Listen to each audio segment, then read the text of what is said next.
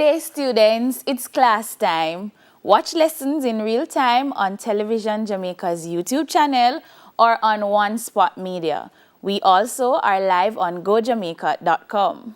If you have questions on today's subjects, you can send them to Television Jamaica's Facebook page or Instagram at television_Jamaica using the hashtag TVJClassTime. I am Karima Mundell Thomas.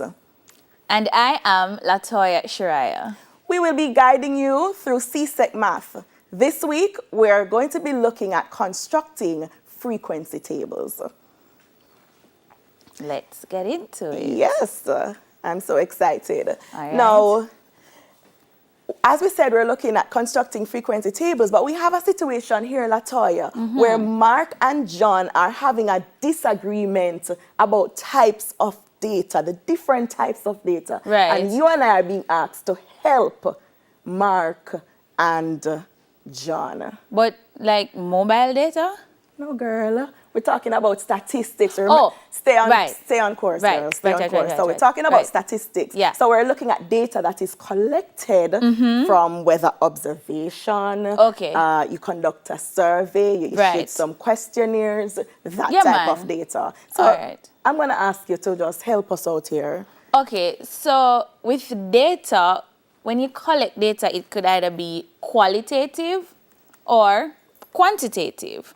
When we talk about qualitative data, we talk about descriptive words. So ice cream, the color, the flavor. And then when we talk about quantitative, we talk about numerical representations. But then when we talk about quantitative data now, it can either be discrete or continuous. Okay, and Right. I would like our students to pay attention to this diagram on screen, Nice. which basically summarizes what you have said earlier. Yeah. So we see the data being either qualitative or quantitative, and as you said, quantitative can either be discrete or continuous. But I want to hear some more about discrete and continuous data. All right, no problem. When we talk about discrete data now, this data can only take specific values. These are usually countable and they may or may not be whole number values. So when we think about the number of fingers or toes that we have, very specific. So I have 10, you might have 11 or 9, but it's very specific. When we talk about the number of students in the class, very specific, or Yes. your shoe size, is either you wear 8.5 or 9. You can't wear 8 3/4 in size. Very specific. Okay, so just to wrap our minds around that, we said that the number of students in each class can only take whole number values. Definitely. Because we don't have half a child. Problem. All right. And shoe size, we're saying though we can have a half size, it still only takes specific values. Right. So we can't wear 8 1/4, No. 8 7/8. Well, if you do, you'll have 8 to buy 9 the 10. 10 size or the 9 size. Okay, but, got you. All right, tell me about continuous data now then. Now, continuous data can take any value within a range. All right. Yeah? This is a type of data that is usually associated with some sort of physical measurement. Measurement is the key word here. Oh, so when you talk about length or your weight or your height, okay. so, as you know, some persons, some families, some parents, what they do is to have a wall or a door or a column where they measure the children at each level and at each age, rather. And this time you might be 17 centimeters and 2 millimeters. 17 centimeters, that sounds weird. Yeah. Just saying. Those measurements sound Just off, but I saying. get the point that you're trying to make. All right. So, this is interesting, and I want to test. I really want to test. So, let's just put it out there. You've done a wonderful job, and I want to see if I've grasped what it is that you have said just now. All right. So, and I want to see for students. So, students, pay attention. We want to see if you are able to tell if these data that we're going to be talking about, if they are discrete or if they are continuous. So the first one, number of pets that your classmates have. So based on what you said, Latoya, if I can only get specific values, then it's discrete. Right. And when I think about number of pets, we don't have any alpha pets or I would three-quarter like to pets. hope not. So I would go with discrete. I wonder if our students got that. Let's see if I'm right. Yes. Discrete indeed. All right, so you look like you're doing a good job teaching me. So All let's right, what about this one? The length of strips of ribbons. Strips of ribbons. So you talk about continuous data being something that's usually associated with measuring. So I'm looking here and I see length of strips of ribbon. So I think that this is continuous. All right. Am I right? Am I right? Continuous indeed. Okay. All right, what about this one? Time taken to run a 100-meter race. This one is interesting. So normally, and I love to watch Olympics, normally when a race is being done, I don't know if you normally watch the timer, and you will see that it's showing fractions of a second. And I remember this one race where there was a tie, and in order for them to decide who came first and who came second, they actually had to break down, the time. Milliseconds. Or even smaller than that. So I'm going to go with continuous for this one. Am I right? Yes, you are. All right. All right. I actually feel bright. Number of children per family. I think this one is pretty easy. Similar to the pets situation here, because we don't have half a child, yeah? I hope not. So definitely we can go with discrete. Discrete. And finally, age in years. I know you're trying to trick me, No, man. So age in and of itself, I think that's continuous because we can talk about age in years, months. Right, because right now I'm 16 years, 2 months, 2 weeks, 3 days, and 6 hours. How many seconds? 2 minutes, how many? 53, 54, 55 All seconds right. old. I get the point. Yes. But this says age in years. Right. So we're now restricting it to specific values. And based on what you said, that sounds like it's discrete. So once we have now said age in years, then it's discrete. Definitely. So you must be this one here, the 16. No, man, the one in the basketball. Oh, all right, Right? fine. Yes.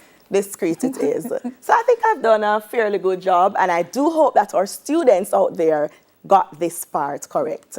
Now let's move on.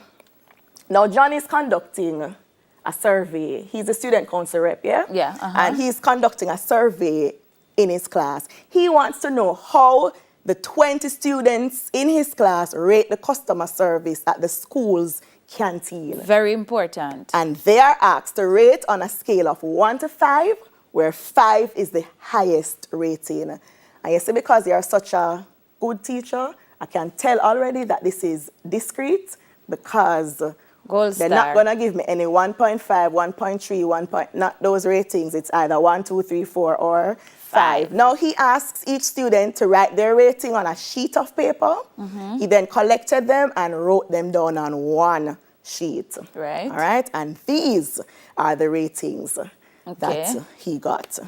So, Latoya, I'm looking at this, and I don't think John can make sense of what's happening right here. It's kind of looking a little bit jumbled. Yeah, it's not yet organized in any way. So right now, John can't have a report to carry back to the student council meeting. No. You have to organize it a little bit. This is looking a little bit like what we call raw data. Raw data, right?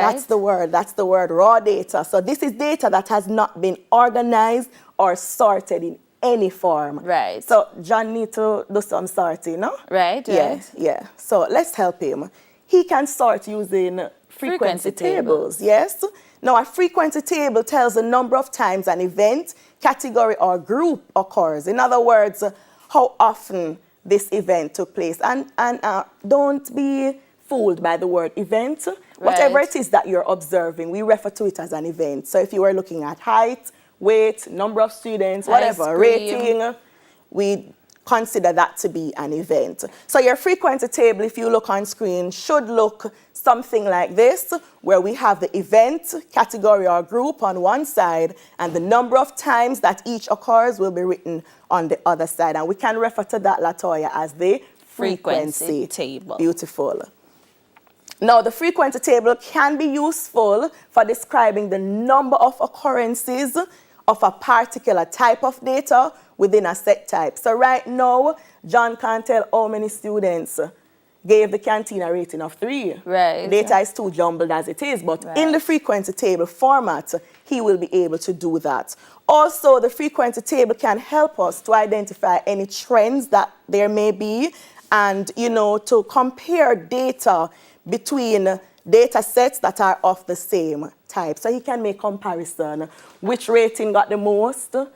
Which rating did more students select versus which one did the least number of students And we're select. not saying that you can't get all of that information from the raw data.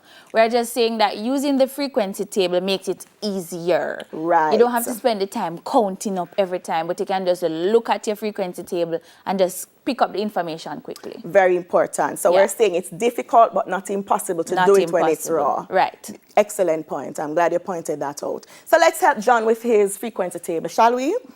And I see this word, tally. We have never said that word since we started. No, but I think we all know tally. That's from primary school. All right. When you draw your little strokes and counter. All right, fine. All right. So I'm going to allow our students to just watch what's happening on screen as we mark off. And we're marking off just to ensure that we don't miscount. So we don't count a number twice or don't count a number at all. So just watch, students, as we're completing our tally. And for each one, we're seeing one stroke come in. All right. So we won't spend a long time here. I think you are getting the idea. I want to pause here, though, and notice that for the number 4, the rating of 4, we're seeing here that the 5th stroke actually was drawn right across the 4 that were there before. Are you seeing that, Latoya? Yeah, man, looking like a nice like a picket fence. Yes. Close it off. And this is important because what this does is that it helps us when we are finished with our tally to actually count in groups of 5. Which is pretty easy. Which is 5, pretty 10, easy. 15, 20. Right. Yeah. All right. So that's basically the idea here. So I'm sure that John is now ready to make some judgment about his data. Now, from the tally, we can quickly fill in our frequency. Right. Right. And that's basically just writing the actual number that corresponds with the tally marks. Right. Good. So we can see 1 popping up. 4, 5, 8, 2. And 2. Right. All right. So this is pretty manageable stuff. So yeah. And just by looking at the tally, I mean the frequency table, I can see that this canteen not going on badly, man. True. Not Seems going like on badly I could get at some all. lunch from this canteen. Yes, definitely. All right. So one last thing that John needs to ensure that he does before he starts to make any judgment, he needs to ensure that the total frequency corresponds with how many students he... Very important. Right. So he has to ensure that when he adds the numbers in the frequency part of the table, that it actually comes back to 20, which is the number of students that he actually started out with. Right, that participated in the survey. So we're going to pause here. Take a quick break. Yes. We're going to pause right here and take a quick break. Stay with us.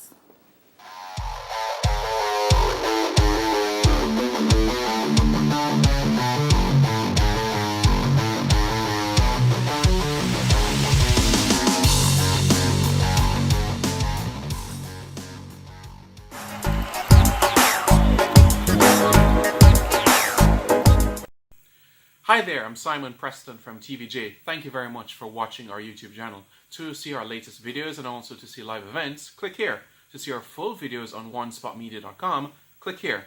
Thank you very much for watching.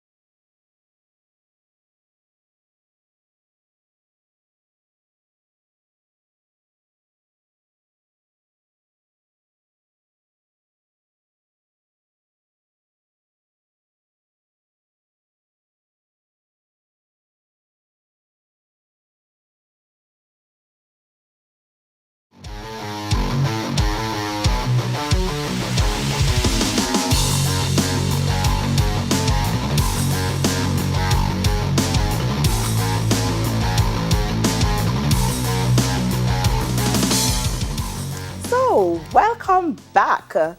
And Latoya, just before we went to the break, we ensured that our student, John, we ensured that he had the total frequency that corresponded with how many students. Now, the frequency table here on screen shows the number of pets owned by 15 students in a grade 10 class. All right. And the table is up, and your duty now is to find the value of X. Yes, your duty. My duty is to find the value of X. All right, not a problem. All right, so from looking at this and the mere fact that you said, remember your total from the last time, I know that all the number of students must sum to 15. So when I have completed my frequency table, all the number of students should sum to 15. All right. So how many do we have here then? So I have 2 plus 7 2 plus and 7, yeah. 1 plus 2. Added to 1, added to 2. How much is that? A number? 12. 12. 12, right. All right. And what are we supposed to do with that 12? So seeing that I should have 15 students, I can account for 12. I'm thinking I'm going to take the 12 from the 15. Makes sense. Yeah. Yeah. How much that give? Let me see if I can Call check. yourself the bigger number. Beat your chest. Really?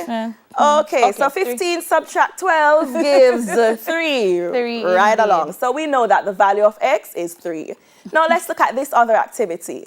We have a set of values here showing the number of newspapers sold each day at a local shop over 10 days. And again, we can clearly see that this is discrete because we don't sell half a newspaper. I would like to All right. think.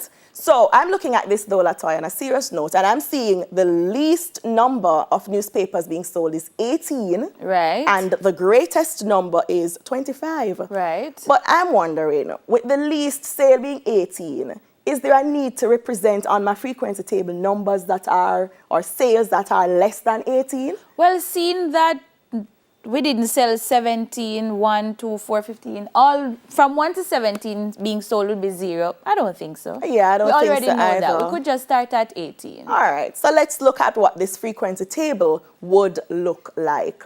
All right, so clearly, want to remind our students that the least number of newspaper sales was 18 and the highest is 25.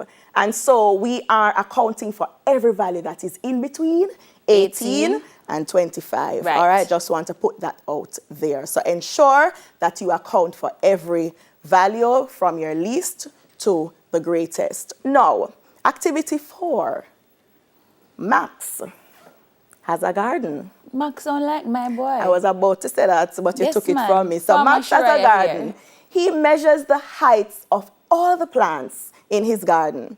Their heights to the nearest centimeter are given below. All right. Now, this is continuous, not true? Yes. Height, no? Yes. Yes, so we're talking about continuous data. But note the question says that he rounded or he wrote them to the nearest centimeter. Right. Now, we want to construct or create a frequency table to show this data. But Latoya, remember we said you must represent every value from your least to the greatest. And I'm seeing the least to be 7 centimeters here and the greatest to be 48. Now imagine if I'm going to have to draw or construct a frequency table and I From need 7 all the way to 48. Oh no. That is a very long frequency table, you know? And then we also said, though, that the frequency table helps us to organize the data. So I don't think writing from 7 to 48 is actually...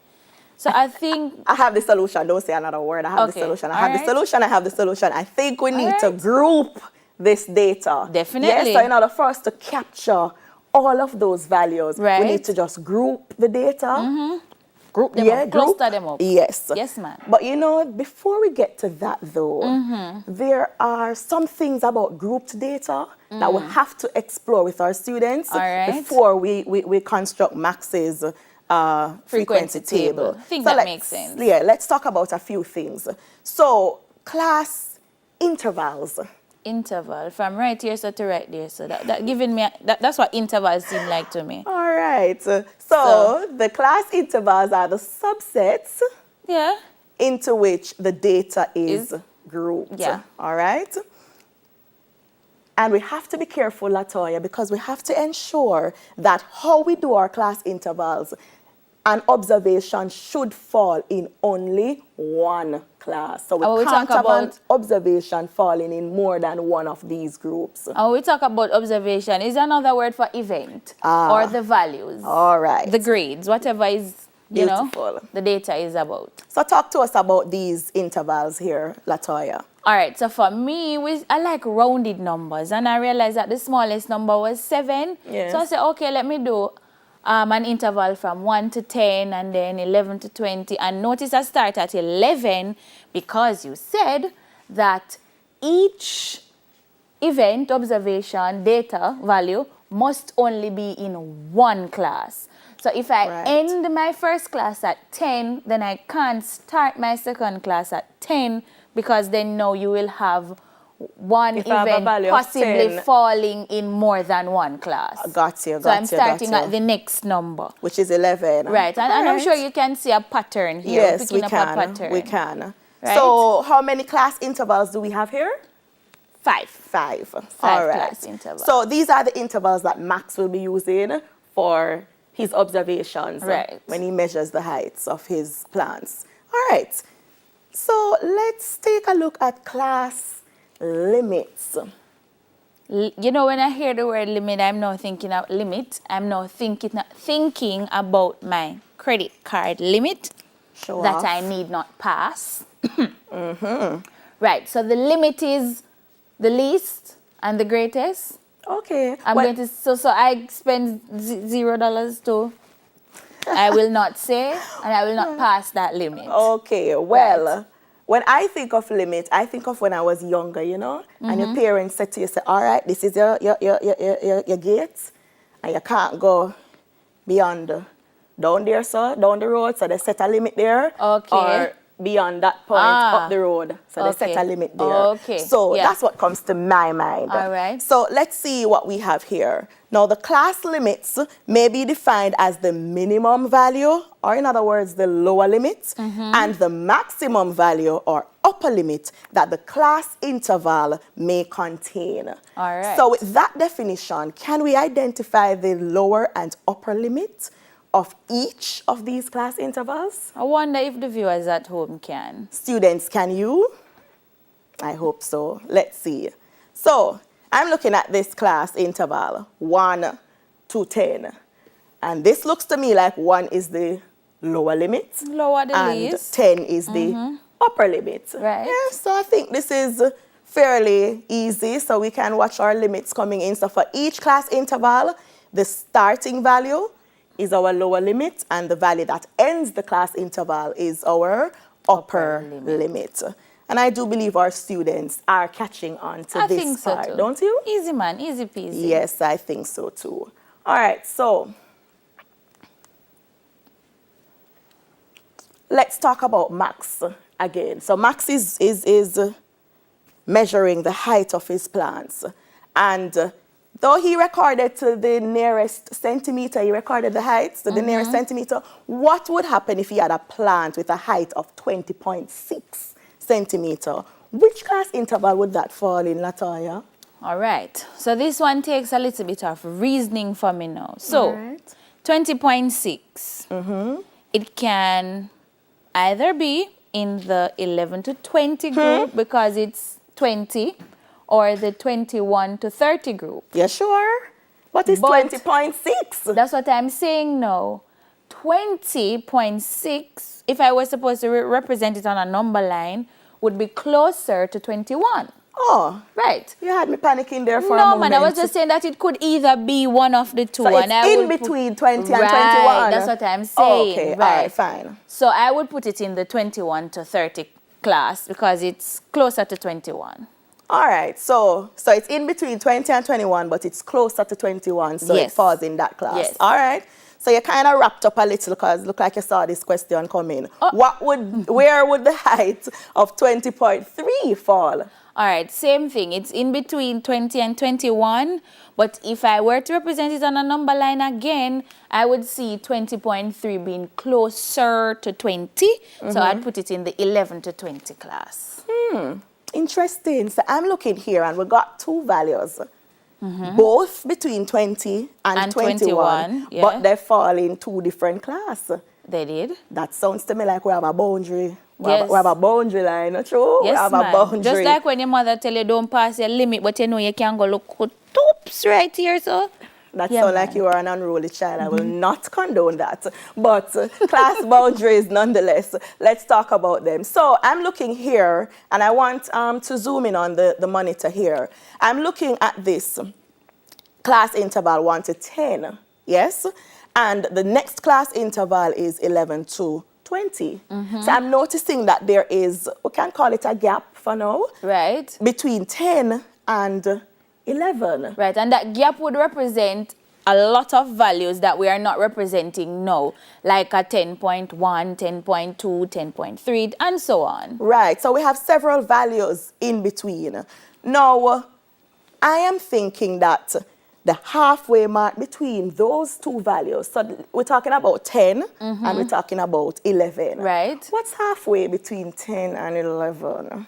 And I like halfways, it's fair. You get half, me get half. Yeah. And the halfway between 10 and 11 would be 10.5. 10.5, Right. good. So it means, therefore, that the boundary for this class, the upper boundary, Right. is 10.5. So any plant that falls within the range of 1 to 10.5 would be in that first class. Oh, well, actually 0.5. So I'm going to talk about the lower boundary now. I'm okay. going to talk about the lower Okay, boundary. So we talked about 10.5 being the halfway mark, which means that 10.5 would be the lower boundary Boundary now for this class interval 11 to 20. Right. All right. So based on that, it seems to me that for my lower boundary, I am supposed to subtract 0.5 because here is my limit. Okay, Right. here is my limit. And my lower boundary is going to be 0.5 less. And my upper boundary is going to be 0.5 more. All right? Hope we got that, students. So let's look at our screen as we see the marks coming up on the table. So again, lower boundary 0.5 less than the lower limit. Right. And upper boundary 0.5 more than the upper limit. So any plant for max now that is as a height of 0.5 up to 10.5 would be in the first class. That's correct. All right. That's correct. All right. So when we look at this, so remember that 10.5 is the halfway mark. Right. All right.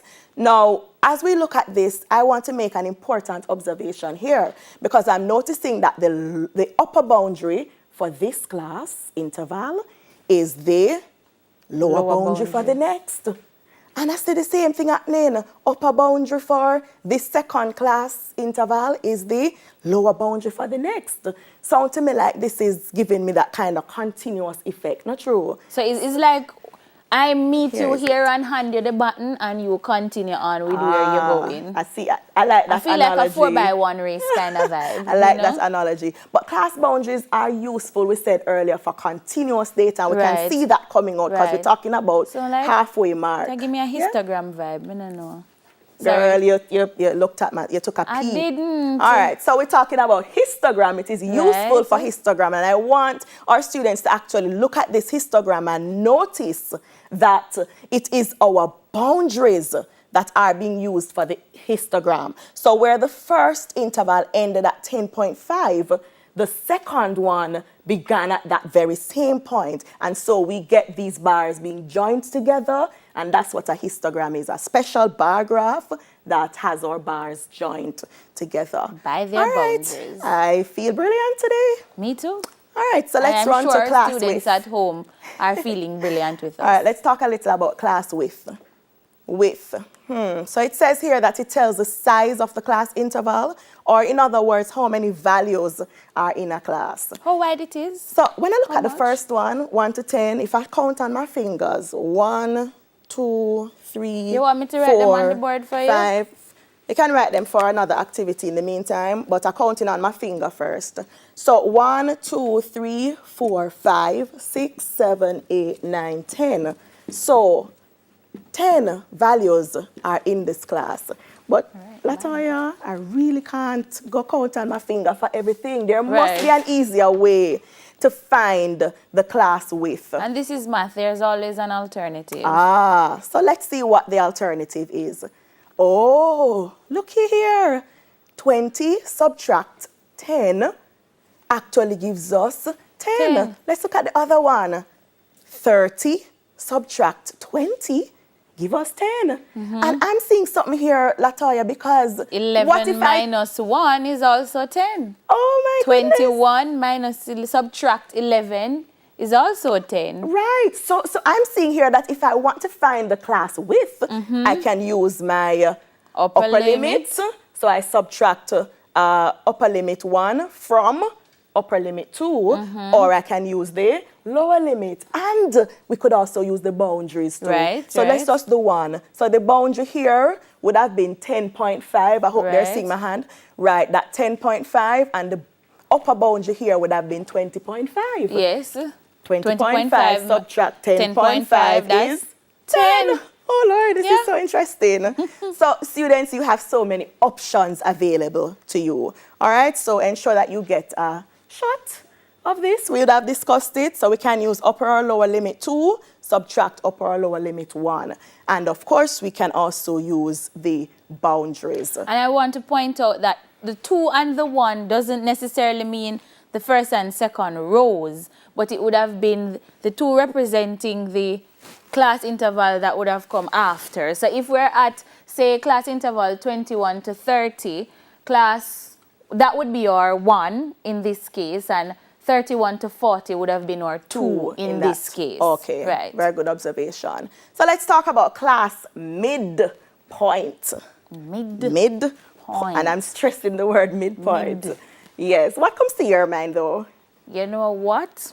I remember as a child, when my older cousin was say, you love in the MIGs a big people, in the MIG. I tell you, you were an unruly child. No, I wasn't. I was just trying to be a part of the conversation. Okay. What comes to my mind is the halfway mark. Not true? Yes, halfway between 2 points. Yes? Yes. So in the middle, as you said, but boy, you were really unruly. I wasn't. So let's see if we can talk about this. So I notice you have some values there. So we have the first class interval represented on our white board. So you have written 1, 2, 3, 4, all the way to 10. Right. And those are the values that we found in our first class interval. Where's the middle of that? All right, so this is what I'm going to do for ease. All right, go ahead. I'm going to say, I'm going to know each one I circle from the left, I'm going to circle from the right till I get to the middle point, all right? Go ahead. Go ahead. So I circle one here, one there, one here, one there, one here, one there, one here, one. Oh. Yeah, man, continue. Well, one here. So where did the middle fall? Well, the middle fall right in here, so no. Oh, halfway between 5 and 6. What's that? Well, I don't want to make any guesses. So what I'm going to do is, I'm going to say 5 plus 6 divided by 2. That's what I'm going to do. I don't want to make any Okay, but if we were on a number line, we could also identify that halfway mark and know what to put there, right? Yes, Yeah. 5.5. 5.5. But Latoya, I don't want to have to do that for every single class interval. I'm going to write out all the values. That will there must be an easier way. Please tell me. You tell me. All right, so I like what you did though. Let's see what's happening here. So we're saying that the class midpoint, we can actually calculate it using our lower class limit and the upper class limit of the class interval for which we're finding the midpoint. Okay. So in this case, we're using the first class interval, whose lower limit is 1, Right. And upper limit is 10. And so 1 added to 10 gives 11. 11. Good. And then now I'm going to be finding that halfway mark, yeah? Finding what we said up here, the mean, the arithmetic mean. Right. So I've added 2 values. So to find the mean, I need to Divide by that 2. divide by 2. And that will actually give me 5.5. So whether I count from one end till I get to the middle or I use the upper and lower limits, I will get the same answer, right? Yeah. Cool. Yeah, yeah. I love math. Yeah, Different me too. approaches. That's right. Fun. Same destination? Yep. Yeah, different routes. So let's take a look at what Max's frequency table would look like. So I brought back the values, the heights that he got. Right. And just bringing up the values so you can see. You can always take a screenshot of this Right. and So this is saying that explore. he had 2 plants with a height between 1 and 10. He also had 3 Inclusive. plants with a height between 11 and 20. 7 between 21 and 30. 8 between 31 and 40. And 4 between 41 and 50. Right, I remember All these right. were already rounded to the Right, nearest right. centimeter. Right. So I think it's time for students to get a CSEC question. I think, well, that's what we're preparing for. That's right. So I'm going to ask them to take a screenshot of this. This will be their homework, or we'll do it. Let's We see. can start it. Let's see. We can help them through. So a class of 24 students threw the cricket ball at sports. The distance thrown by each student was measured to the nearest meter, and the results are shown on screen. All right, and we have taken another shot. The values, the raw data is still there. Right. And so our students in TV land Yes. can ensure that they capture this and go ahead and answer these questions. First, you are to fill in the class intervals and the frequency, and you're also being asked to state the lower boundary, which we would have discussed today, Right. for the specific class interval 20 to 29. 29. So that's it for CSEC. Already? Yes. It's just getting Time flies when fun. you're having fun. So that's it for CSEC mathematics. Up next will be CSEC home economics.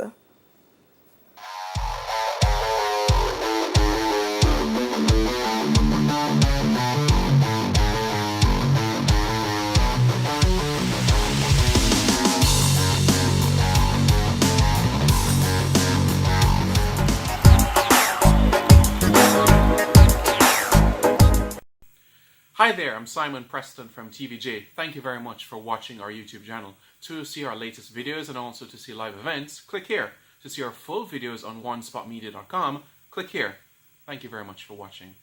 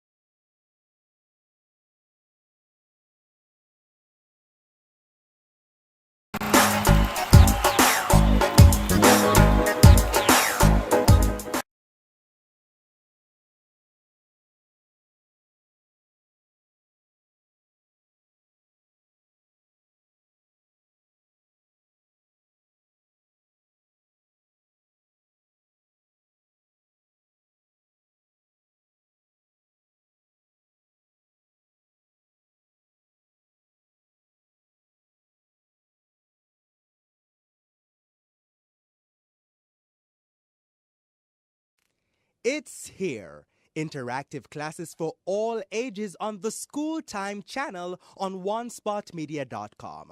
With a combination of live Zoom classes and recorded class time, Schools Not Out lessons, and numerous educational content, we've created a comprehensive 24-hour channel dedicated exclusively to educating our nation's youth. Early childhood through to primary, secondary, and tertiary, it's one stop on one spot for education 24 hours. Brought to you by the Ministry of Education, Youth and Information in association with Television Jamaica Limited.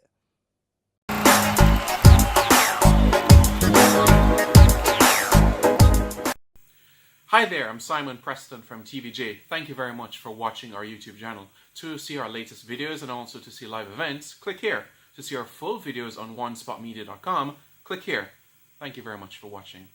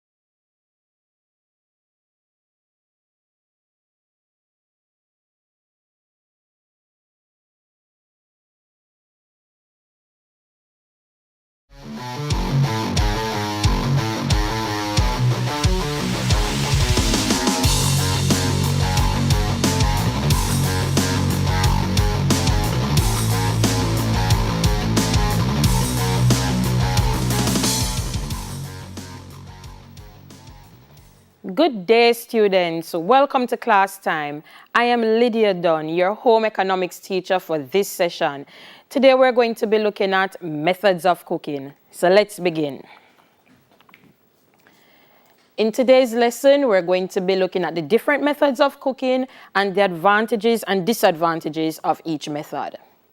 So last week, we looked at a KWL chart. And remember, I encouraged you for every single lesson that you do a KWL chart. It is what you know, what you want to know, and what it is that you have learned at the end of the lesson. So you're going to fill out today's topic, which is methods of cooking, what you already know in relation to methods of cooking, what you want to know in relation to methods of cooking, and at the end of the lesson, when you're ready to assess yourself, you're going to look at what it is that you have learned from today's lesson. So let's do a quick recap. So remember last week we looked at types of heat. We looked at conduction, convection, and radiation. So remember that the content that you did last week is a little precursor for what is to come this week, which is methods of cooking. Kind of hinted to that last week. So for the types of heat, conduction, the heat passes from solid to solid. Convection, the heat passes through liquid or air. And radiation, the heat passes from a direct source to the actual item being cooked. And the categories of heat are moist and dry heat. Moist heat is with the addition of some kind of moisture, some liquid or steam. And dry heat is without the addition of moisture or steam. All right, so now we have done that quick recap. Let's get into the lesson. We're going to start with moist heat methods of cooking. And the first one is steaming. Now, if there's one thing I know about Jamaicans, we use the jargons incorrectly. So we're eating steam this, steam that, and we actually have not applied steam to the food that is being cooked. So steaming is a moist method of heat where it is the water vapor or the steam rising from the liquid or whatever liquid the boiling water or whatever liquid it is that is being boiled at the bottom, cooking the food on top. Now the food may be cooked by direct steam or indirect steam. Now direct steam is when the steam is coming from the pot of boiling water to the food item, and the indirect steam is when you're using plates. So it's indirectly going, the steam is warming the plate, and then the hot air that we are going to literally get, or the condensation that you're going to get from that hot plate is actually going to cook the food between the two plates. So I have some diagrams here, and this is one type of steaming where we call it tiered steaming. So it has tier, not so much levels, but like steps, one on top of the other. So the bottom pot, the base that we have right here, this is where the liquid would be. Now this is what we would put on the stove top, and this is electrical. All right, so these are, well, for the pot ones, we can see this in the commercial kitchens, and for the electrical one, these are more domesticated. So we'll have this at home. Some persons may have these at homes, but it's not as popular. So what will happen is that what you'll see that one basically fits into the other. So at the bottom of the ones on top of the base, there are holes beneath it, and that's where the steam comes up and cooks the food on top. So with the electric one, you see that it's transparent, and the steam that is coming up cooking vegetables, and this one looks like some rice dish here on top. All right? So the one that is hardest to cook, you put at the bottom, and then the ones that don't take as long of a time to cook, you place it at the top. Another method of steaming, another method of steaming we have is graduated steamer. So for the graduated steamer, you can see on the diagram that it has different grooves. And these grooves, you'll see that they have like they come at different angles. And what this is that it is created this way so it can fit different pots. So if you have a small pot, you can still use your steamer. A medium pot, still use your steamer. And a larger pot, you can still use your steamer. So this particular steamer is made to fit different size pots. Now we're going to look at the advantages and disadvantages of steaming. Now, the loss of nutrients by leaching is reduced as food does not come into direct contact with the food. Now, leaching is when you have the nutrients being left in the water, the liquid that it is being cooked in. So say, for example, you're going to be looking at boiling. You're going to be boiling some vegetables. I want you to look closely. When you're boiling vegetables again, when you're assisting your parents at home and you're boiling vegetables, carrots, beetroots, broccoli, look at the color of the water. Oftentimes, the color of the water is an indication that some amount of nutrients has been transferred into that liquid. And oftentimes, we don't drink the liquid, we discard it. So that is what we refer to as leaching. So where the nutrients leave the food item and it actually goes into the water. And we really don't want that, because when you're cooking, you want to ensure that you preserve or you conserve as much nutrients as is possible, because you're really not eating just for survival. You're eating to live and live a healthy life. All right? So the next one is that foods cooked in this way, it's fairly easy to digest and it has a very light texture. And you'll realize the next one, little attention is required, because you don't want to be opening up the steamer too much to let out the steam that is inside of the pot. You want to allow that steam to cook the food. If you let the steam out, that means it's going to take a longer time to cook, and the cooking texture going to be a little bit uneven. Very seldom fat is used. As a matter of fact, we don't use fat in this method of cooking. The disadvantage, as you can see on your screens, loss of vitamin C, and if it is not removed from the vessel, food is likely to be overcooked. And when it is overcooked, it's very mushy and not very palatable. So let's look at boiling. Now, boiling is when you immerse the food in boiling liquid. Boiling liquid is at 100 degrees Celsius. Please note that you do not put the food item in the pot and then allow it to boil. You boil the liquid before you actually add the food item. And that is to ensure that the food item is being cooked evenly, okay? And you cook it until it becomes tender. Now, suitable foods we use are like muscular cuts of meat, like the legs of the animal or the tail. Rice can also be boiled, egg can be boiled, roots and tubers can be boiled. But I want to spend a little bit time on rice. Now, I have this struggle with my students all the time. Miss, we don't boil rice, we steam rice. And remember I said at the beginning that Jamaicans tend to use a lot of terminologies that are not necessarily accurate. Now, yes, rice can be steamed, but not the way how Jamaicans cook it. When we steam rice, remember I said that steaming is with the water vapor coming up to cook the food item on top. When you steamed rice is normally had in Asian countries, not in the Caribbean. We tend to boil rice because the rice is immersed in a boiling liquid. Once the food item is immersed in boiling liquid and it reaches boiling temperature, 100 degrees Celsius, it is boiling.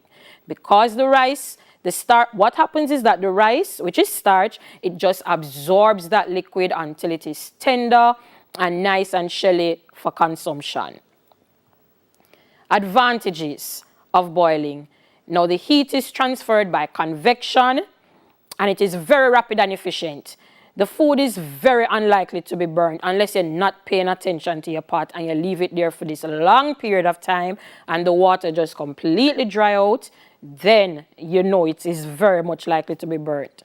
No fat is used, and this is also a very healthy option. So far we have looked at steaming and boiling, and both of those moist methods of cooking, we don't use fat, and they are very healthy options when you're eating. The disadvantages, leaching will definitely occur, which I explained earlier, and some flavor in the meat will be lost. So say, for example, you're going to boil something and then you're not going to eat the liquid, or the liquid is not a part of the meal. All of that flavoring and seasoning that you spend overnight with that meat, you're going to discard it, and it's not going to be as tasty as you would want it to be. Now let's look at poaching. Poaching is another moist method of cooking, and poaching is not a method that we employ a lot in Jamaica. However, I encourage you to do it. It's very easy. It's similar to boiling in that the food is immersed, but the temperature of the water, it does not reach boiling temperature. It's actually on a simmering flame. So that will be about 80 to 85 degrees Celsius. So we allow the water or the liquid that it is being poached in to come to a simmer, light bubbles coming up. And the liquid, it can be wine, milk, or stock.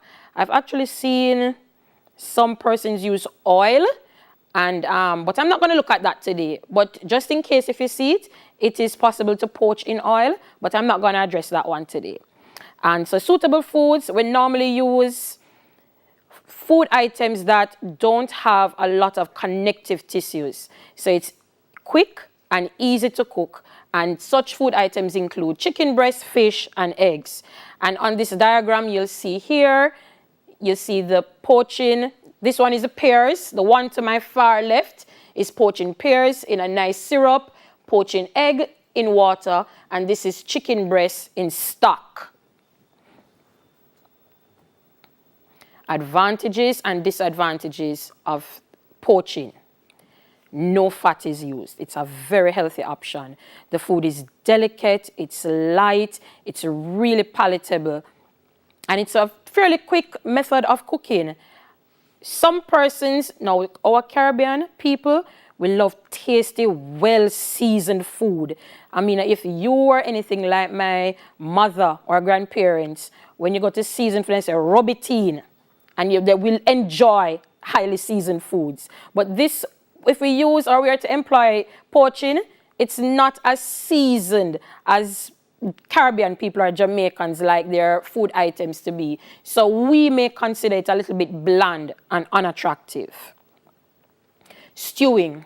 Now, stewing is a method that Jamaicans really love to use. I think this method of cooking is the most popular method of cooking in Jamaica. It is a long, slow, moist method of cooking.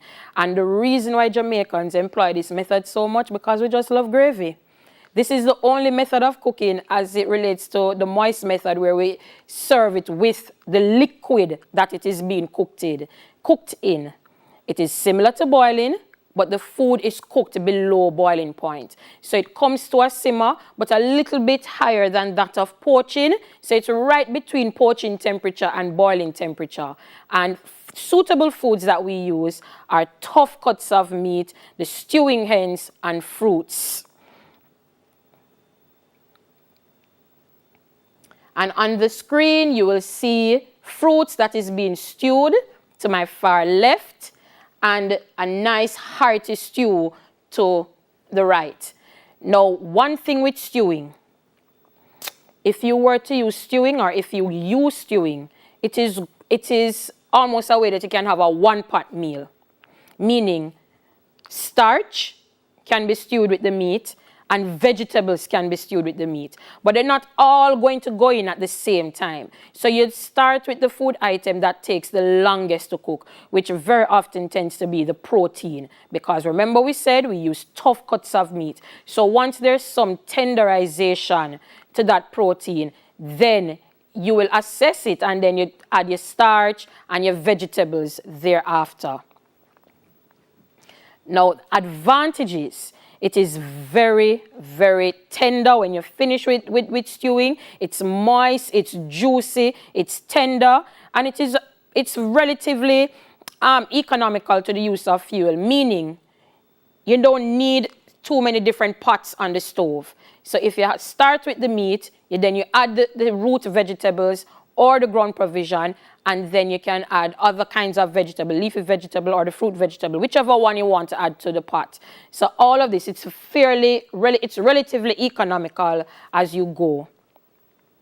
The nutrient losses are kept to a minimum as the liquid is served with the meal. And this is exactly what I was talking about earlier, gravies. Jamaicans will love gravies. So because it is in the liquid, we're actually consuming the nutrient as well. It improves the flavor of certain fruits. Some fruits, the skin is very hard, or I wouldn't say hard, but more rough, and we don't really like it. So some persons peel those fruits. I know cashew fruit is one that is stewed very often. Some persons actually stew June plum, and they stew, what's that fruit name again? The bumpy, jackfruit. They will stew jackfruit. Actually, in India and some Indian cultures, in Jamaica too as well, they actually use it as a meat substitute. So they will make curried jackfruits and they will eat it as a meat substitute. I've actually had it and it's very, very delicious. It's a whole meal. A whole meal can be prepared in one pot. And a large variety of stews and casserole can be prepared. Now, you are not in this vacuum or in this box to the different types of stews or casseroles that you can make. It is endless. You can be so creative with this method of cooking. Maybe that's why it's so popular in Jamaica, because in Jamaicans, very often we take our hand, make fashion. Whatever we have at our disposal, that's what we are going to cook and that's what we're going to eat. And it oftentimes is very delicious and we create exciting, vibrant new dishes. So don't be too concerned about sticking to the stewed chicken or the stewed peas or the beef stew. You can create different things. For example, some persons use turkey neck in stewed peas because they know it's cheaper. It's a cheaper alternative than the beef and the pig stew. So it is, and some persons just use vegetables. So it is endless. One major disadvantage, it takes extremely long. Unless you have a labor-saving device, which is a pressure cooker, to kind of shorten that time, and not everybody knows how to use a pressure cooker well. So some persons just prefer to go through the long process. This method of cooking, you need to start at least 2 hours before meal is actually served. And there is little variation in texture and consistency. So everything tends to be soft. There's no crunch, nothing like that. So everything tends to be one texture. Now we're going to go into dry heat. Now, I know that some of you are saying, I did mention some moist methods of cooking. Remember, that this is just a little snippet of what you can go home and read. Write them down. Remember that KWL chart that we did? Write it down. So if there are things that are not mentioned here, bring it up with the teacher. Go ahead and read for yourself. So we're going to go now into dry heat, baking. Now, baking is the cooking of foods by convection. That's the type of heat transfer that is used. And it is normally done in the oven. Remember I said that we don't add moisture. So it is generally done without the addition of fat. Some persons, or most persons actually, would put fat just as a base, just so that the food don't burn. So that barrier between the heat and the food item, it just kind of helps it and allows it to reach a temperature that it ought to reach without burning. Fat oftentimes facilitate that. Suitable foods include cakes, pastries, some proteins, breads, and potatoes. And that's just a diagram to show you how we actually go about baking in the oven. And when we go on to the other method of cooking, I'm going to show you a little distinction between baking and the other method that I will mention shortly. So this diagram has baked wings, cupcakes, and baked potatoes. The advantages, very little loss of soluble nutrients. Soluble nutrients tend to be the ones that are soluble in water or fat because we didn't add that to it, so it's highly unlikely for leaching to occur. The food keeps its shape, it's not distorted, it don't disintegrate, nothing like that. It tends to keep its shape unless you burn it. And then you have to scrape off the burnt parts. And it has a nice crisp brown surface. Now, if you're not careful with baking in terms of managing the time properly, foods, it's a very, very high likelihood of the food drying out.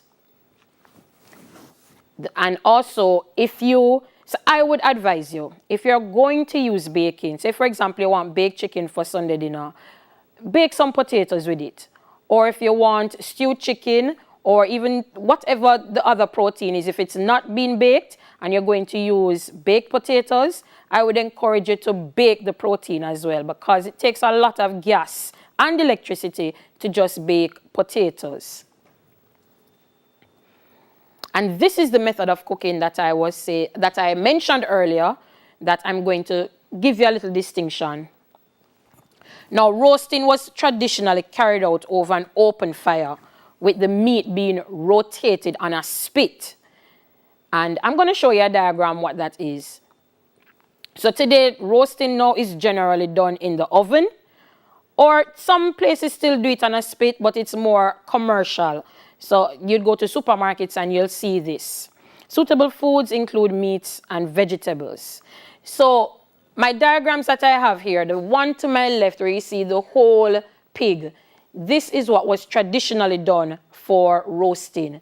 And the spit is that long iron bar that starts at the mouth to the end of the pig. And what happens is that it's actually a mechanical structure. So what happens is that would go around slowly, and it goes around slowly because it's coming into direct contact with the heat. And that is necessary so that it can cook evenly. If you realize on this pig that everything here is nice and evenly browned, so you don't have any burning on any one side. Now the one in the middle is the one that we are most accustomed to.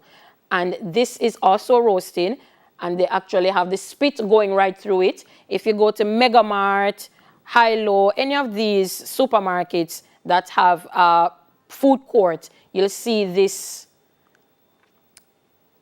device or this equipment here, and it's actually called a rotisserie oven, and we serve it as rotisserie chicken. So it is still employed today, but like I said, it's more on a commercial basis. So the one at the end now, this is what we will do at home. So a roasted chicken, and the pan that it is, it's called a roasting pan. So roasting tend to be larger cuts of meat, or the whole cut of meat. So we tend to roast a whole chicken, we tend to do pot roast, so there are bigger cuts of meat, versus baking, where we kind of joint the item and do it on a small scale portion. Advantages of roasting: so it tenderizes suitable joints of meat, and it develops their flavor. And I want to just kind of elaborate on that a little bit. When you roast, especially over an open flame, smoke is actually a flavoring agent. So when you get that nice smoky flavor, you don't want too much smoke to choke you, or to just where it's just so pronounced that it's actually bitter. That's not what we want. It's just a nice touch of flavor to the food item, and it's a flavoring agent. So that's why most persons tend to like the roasting and the grilling for large cuts of meat, and even small expensive cuts of meat, which I will discuss a little bit later. Little attention is required. Once you set it, you can forget it. I don't know if students will remember this infomercial, set it and forget it. It was a home appliance that you'd put a whole chicken on. So it was like a rotisserie at home, a homemade rotisserie. And the catchphrase was set it and forget it. I don't know, you may be too young to remember that. I don't know if it's still around, but I was a child when I remember that, set it and forget it. So little attention was required. And just like the catchphrase says, you set it and forget it, you affix it to the spit, and even if in your oven, when you're doing the roast chicken, you have to allow it to roast for a particular number of minutes, sometimes even an hour, before you actually go back to it. And fuel can be saved if other items are being cooked in the oven as well. And I think I mentioned that earlier too as well. Moisture loss is high due to high temperatures, so it's something that you need to keep. You don't need to attend to it as often as you would for baking, but there is something that you need to do called basting. So you need to, when it creates its own juices, which is what we call extractives, that is what you're going to use now to kind of just baste it. And basting is literally just putting its own liquid and juices back on top of it to create a seal on top of the item that is being cooked so it doesn't burn. And we tend to baste within the joint areas because those are where the connective tissues are most pronounced. You will see visible shrinking, especially if the food item has some amount of fat on it. Now what happens, and this is just explaining what it is. The fat, when the heat is applied, the fat literally going to melt off the item. And that fat is a very good flavoring agent, which is mixed with the extractives, and that is what we also use to base it. Now the correct jargon for it is that the fat is rendered from the food item. High temperatures may result in the toughening of meat, so you have to also be careful with it that you baste it in the intervals as is required. Grilling is another dry heat method of cooking. Now grilling is the cooking of food by radiation on the gas or electric grill. And the surface, the reason why some persons love grilling so much is that when you put the food item on the grill, the food item is sealed quickly and the flavor is very well developed. And most persons aim to get like these lovely grill marks on food items. The food is moistened with fat, similar to roasting, where the fat is rendered and it moisturizes, it tenderizes the food item. Now, oftentimes, educators and textbook will use grilling and broiling interchangeably. But I want to just tell you one distinction between the two. When you grill, the heat source comes from below. When you broil, the heat source comes from above. So though the method may be similar because of the type of heat that is used, meaning that the type of heat that is used to cook the food item, which is radiation, one comes from below and one comes from above. And that's the distinction between broiling and grilling. And most persons are accustomed in Jamaica, most places have a pan man somewhere around here selling jerk chicken, grilled chicken. So if you notice here on the diagram that this is indeed grilling because the heat source is coming from below, and that grill there on top is creating some nice charcoal grill marks on it. And the advantages of grilling now, it's similar to roasting, very similar to roasting. So it's a quick method. It's a healthy way to cook as the fat drains away from the meat, and when the fat renders, it tenderizes the meat just the same, and the flavor is really well developed. When you grill, you have to ensure that the item is seasoned really well, which oftentimes it is, because, I mean, who don't love a nice rib? And rib is normally grilled. So tender cuts, disadvantages. Tender cuts tend to be very expensive. So grilling, though it is a nice alternative and a healthy alternative, the item to be grilled can be very expensive. And it requires timing and attention to prevent burning. So grilling happens because the temperature is higher and it's direct contact with the heat. You have to pay keen attention to it. And charring, which occurs, is linked to carcinogens. So you have to be mindful of that. That's one disadvantage. So some persons like their grilled items a little bit more charred than the other. So you have to be mindful of that. And now we're going to be looking at combination heat, the combination between dry and moist heat method. So for braising, braising is a combination of dry and heat application. This method uses fat and water. Now, I didn't mention frying before deliberately because I want you to go and do your reading on frying, because we have different categories of frying, so that can take up some time. So go ahead, I challenge you to go ahead and read on the different methods of frying and read upon it for yourself. So this method includes frying, like I said before, and water. So what we do is that we would kind of sear the outside of the item that is being cooked. When we sear it, that is just creating a barrier so that when the liquid is added, it doesn't have to be water only, we can add stock too as well. When that is added, the food item will actually keep its shape when it is being baked or whatever other dry method of cooking is employed. So the surface is browned in small quantity of fat. We tend to kind of shallow fry it. Then the food is slowly cooked in liquid or juices in a covered vessel. And this is an example of roasting.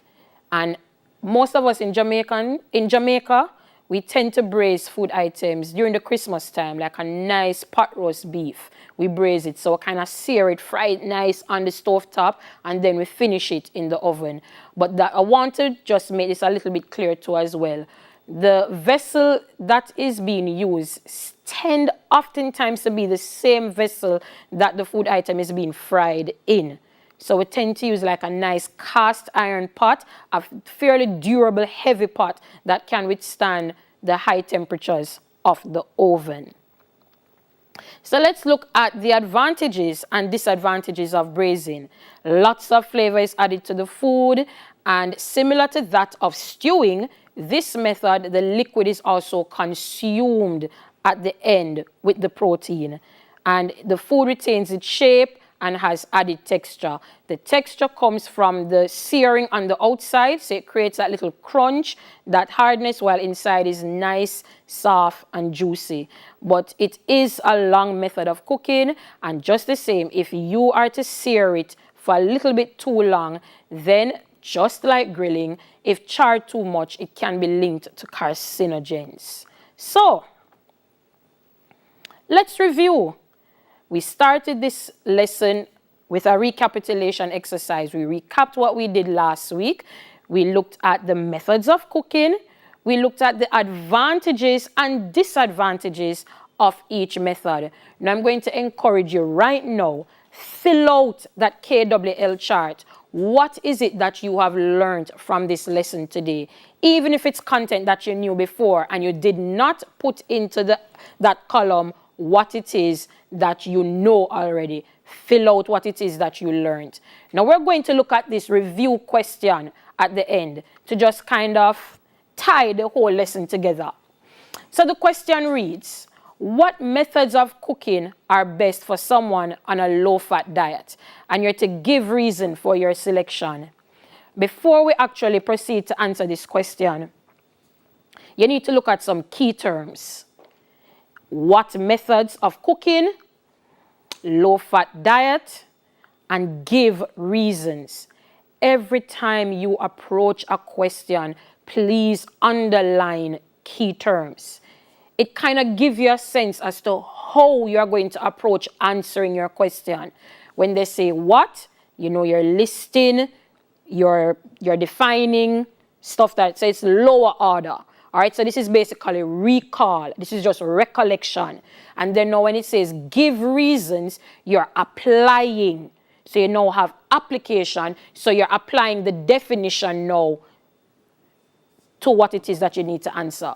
So here we go now. What methods of cooking are best for a person on a low-fat diet? I know I said this right throughout the presentation. Methods of cooking that you use little to no fat, and it's a very good alternative to frying. So, such methods, we started with steaming. Then we mentioned boiling. We also mentioned grilling, poaching. Well, come to think of it, all the methods that we did this morning are good alternatives for a person on a low-fat diet. So you have listed all of those methods now. Give reason for your selection. So what you would do now is look on each method and see, so let's start with steaming. Steaming said that it's the water vapor. It's the water vapor that comes up and actually cook the food. So you're going to go now and explain that with steaming. So in your give reason, steaming is a good alternative because it's the water vapor that is used to cook the food item. Little to no fat is added, or no fat rather is added to the food item. And you will do the same for all the methods that you have listed. All right, remember to justify your answer. Always justify your answer so that you know that you know that you know that you know you are indeed accurate. So that's the time we have for CSEC Home Economics. Up next, CAPE Sociology.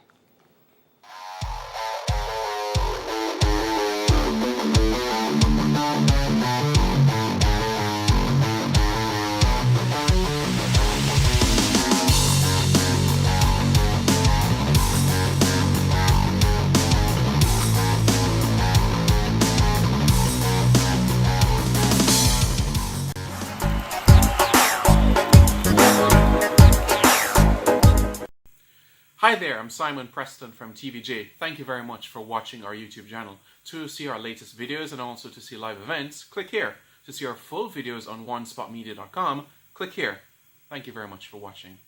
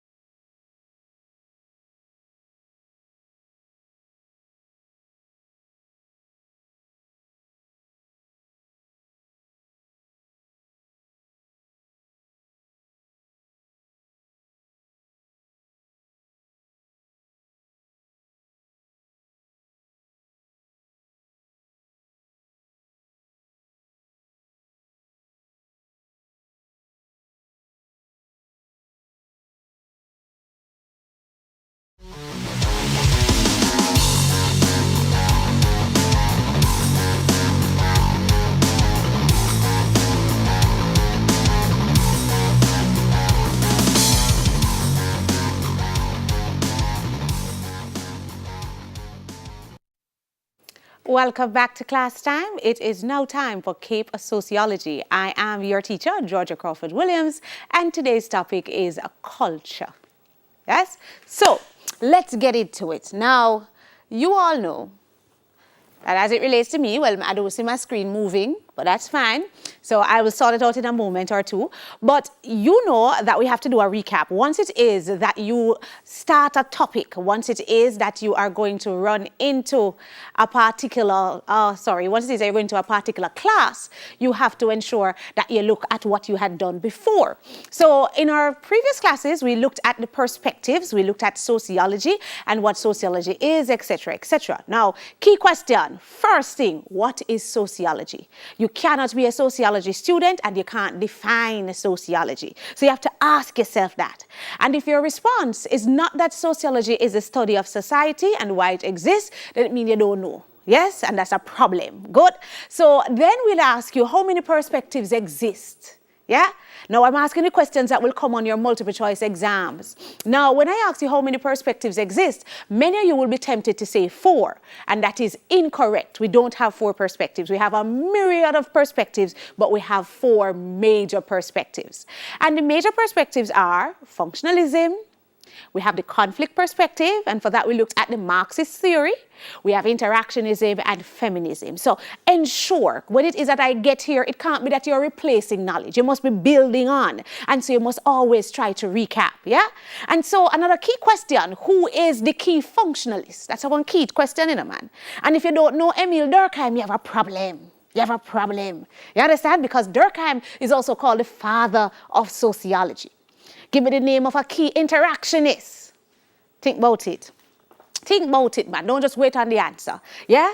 And so you need persons like George Herbert Mead. You need persons like Charles Cooley. So you ensure that once it is that you come for a class, whether it's a class with me or it's a class with your teacher, a recap is done. Once it is that you take up a sociology book, and I'm taking it for granted that you're going to take up a sociology book, because we don't start study for exam when it's 2 weeks before exam. You understand what I'm saying? Then you do a recap. What did I do before? What can I recall? What names can I remember? Because you cannot do sociology if you don't know the names of the sociologists. I've said it before. A sociologist essay or a sociologist without names is like a historian without dates. Are you following what I'm saying? So I'm going to run to a break now that I've finished the recap, and I am going to come back to you. Yes, I am. I am going to come back with culture. So let's get ready.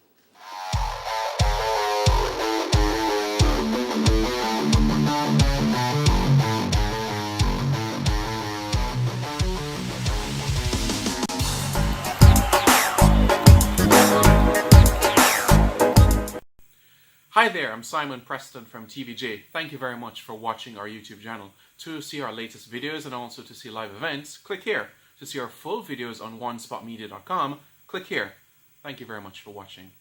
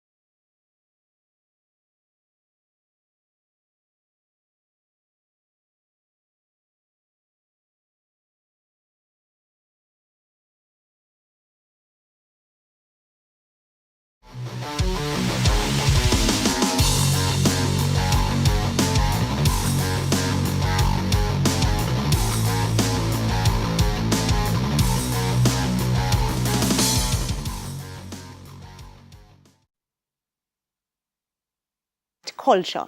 Now, culture is a topic under Module 1. Some of you have never looked at your syllabus. And the syllabus free online, you know. And some of you have never looked at your syllabus. Now, you must know where the topics fall because that will tell you how you are actually examined. Are you following me? Now, culture is a topic under Module 1. Module 1 actually has 2 other topics, culture being the main one.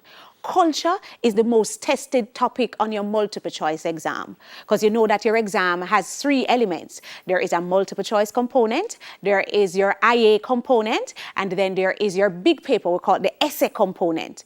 Now, as it relates to your multiple choice component, which is 20% of your exam, culture is the most tested topic. Yeah. Now, it is also important to note that culture is also a big part of your big paper, your essay paper, right? And it comes many times, it is combined with many different topics. So you must have a full grasp of culture if you're going to do well in the exam. Good? So we start with a definition of culture. Every topic that you do, you must have a definition. The definition of culture is given to us by Ralph Linton. Now, Ralph Linton can be RALPH depending on which book you're looking at. Luckily, we don't care as much. But Ralph Linton's definition, though, you must know it word for word. Let me go again. You must know it verbatim. You should be able to go into an exam, and once you see a culture essay, you can write out the full Ralph Linton definition of culture. And he says that the culture of a society is the way of life of its members, the collection of ideas and habits which they learn, share, and transmit from generation to generation. That is key. Yeah, you must know it. When it is that you start your culture essay with the definition by Ralph Linton, all of a sudden you look bright. And we want to ensure so we look what? Bright in our exam. Good? So, you must know the definition of culture. The culture of a society, the way of life of its members. The collection of ideas and habits which they learn, share, and transmit from generation to generation. But you all know that because when we looked at the functionalist perspective, you also heard the term culture, which says that it is the norms and values of the society. Same thing.